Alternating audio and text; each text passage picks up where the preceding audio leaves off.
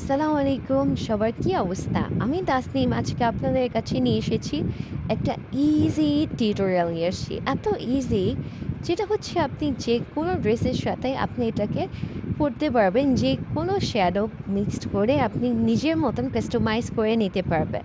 As well আমি আমার ফেসটাকে prepare করে আমি আমার আইশ্যাডোতে চলে গিয়েছি। আমি সবসময় বেস করার আগে আমি আইশ্যাডোটাকে করা প্রেফার করি। এটা আমার পার্সোনাল চয়েস। আপনি চাইলে আপনি বেস করার পরেও আইশ্যাডো করতে পারেন। হচ্ছে ব্লেন্ডিংটা অনেক বেশি ইম্পর্ট্যান্ট। আর আইশ্যাডোতে ব্লেন্ডিং অনেক ইম্পর্ট্যান্ট অ্যাজ ওয়েল আমি যেটা বলেছি।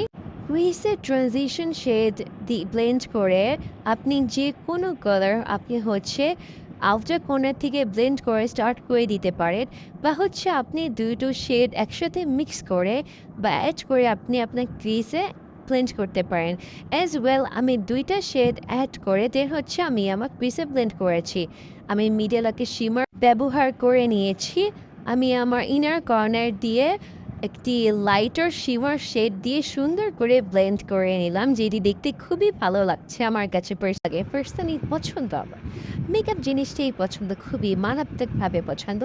আমি গ্লিটার লাইনার দিয়ে ক্রিস লাইনার ড্র করে লাইনার ব্লেন্ডিং করছি, আই লাইনার থেকে ব্লেন্ডিং করে নিচ্ছি। ব্লেন্ডিং লাইনার এখানকার ট্রেন্ডিং হয়ে আছে। আপনারা যদি মেকআপটাকে ফলো করে থাকেন তাহলে এটা দেখতে পারবেন। আমি আমার ফেক ল্যাশ পরে এখন আমি আমার বেসে চলে যাচ্ছি। আমি মিলানি foundation six six number probably আমার একদম এক্স্যাক্ট শেড এটা ইউজ করছি। হয় কি, আপনি যখন এক্স্যাক্ট শেডটা ইউজ করেন তখন হয় কি আপনি মেকআপটা বা ফেসটা গ্রে হয়ে যায় না ফাউন্ডেশনটা এক্স্যাক্ট শেডে ইউজ করলে। আমি ইভালিয়ের ওয়ার্ম শেডটা আমি কনসিলার হিসেবে ইউজ করছি। এটার কভারেজ খুবই ভালো, খুবই ভালো। এটা একটা ম্যাট ফর্মুলা ফাউন্ডেশন, যাদের অয়েলি স্কিন তাদের জন্য খুবই ভালো। আর এটা কনসিলার হিসেবে ইউজ করলে খুবই ভালো একটা ফিনিশিং আসে। আমি আমার ওয়াটার লাইনটাকে ব্লেন্ড করে ভালোভাবে ব্লেন্ড করে নিলাম। তারপর আমি আমার ফেসে চলে গেলাম। ফেসে কন্ট্যুরিং আর ব্লাশ করার পরে আমি আমার হাইলাইটার অ্যাপ্লাই করে নিচ্ছি।